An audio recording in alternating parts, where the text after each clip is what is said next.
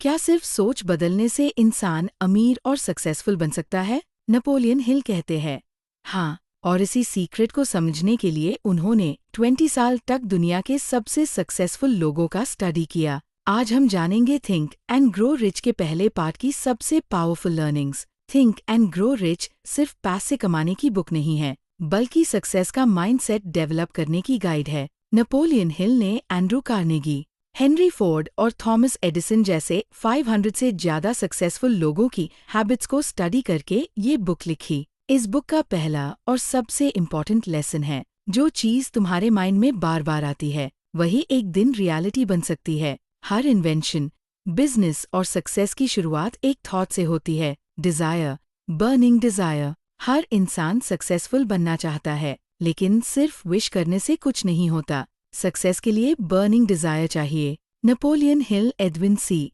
Barnes की story बताते हैं। बार्न्स एक गरीब लड़का था, लेकिन उसने डिसाइड कर लिया था कि वो थॉमस एडिसन का बिजनेस पार्टनर बनेगा। ना उसके पास पैसे थे, ना कोई कनेक्शन, फिर भी उसने अपना ड्रीम नहीं छोड़ा।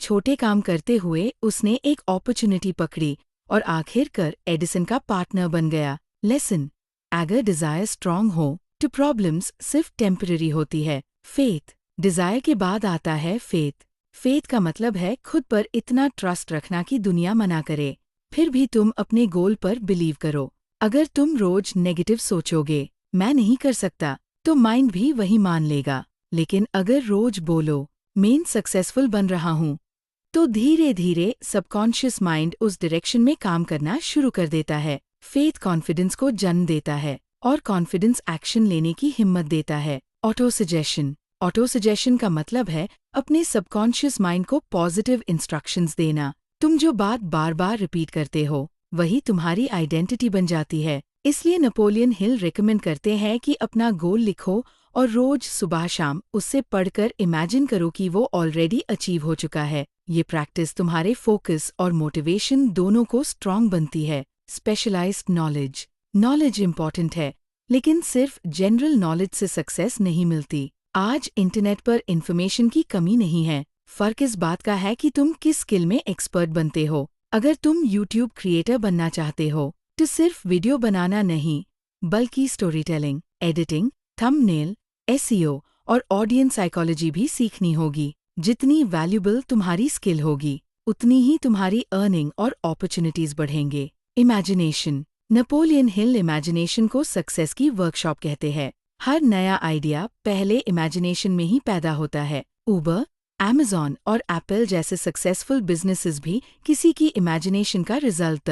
क्रिएटिव लॉग प्रॉब्लम्स को देखकर कंप्लेन नहीं करते, बल्कि उनका सल्यूशन सोचते हैं। इसी वजह से इमेजिनेशन को सक्सेस का इंजन कहा गया है। ऑर्गेनाइज्ड प्लानिंग, सिर्फ सपने देखना काफी नहीं है, उन्हें रियलिटी बनाने के लिए प्लानिंग जरूरी है। गोल सेट करो, उसके लिए डेली एक्शन प्लान बनाओ, और अगर प्लान फेल हो जाए तो प्लान बदलो, गोल नहीं। मोस्ट पीपल एक दो फेलियर्स के बाद ड्रीम छोड़ देते हैं। सक्सेसफुल लोग फेलियर से सीखकर नए तरीके से ट्राई करते हैं। इस बुक का पहला पार्ट ह्यूम सिखाता है कि थॉट्स फ्यूचर क्रिएट करते हैं। बर्निंग डिजायर सक्सेस का स्टार्टिंग पॉइंट है। फेथ इम्पॉसिबल को पॉसिबल बना सकता है। पॉजिटिव ऑटो सजेशन कॉन्फिडेंस बढ़ता है। स्पेशलाइज्ड नॉलेज इनकम और ग्रोथ का सोर्स है। इमेजिनेशन नए आइडियाज क्रिएट करती है। प्लानिंग के बिना कोई भी ड्रीम रियलिटी नहीं बन सकता। थिंक एंड ग्रो रिच का सबसे बड़ा मैसेज ये है कि सक्सेस पहले माइंड में बनती है, फिर रियल लाइफ में।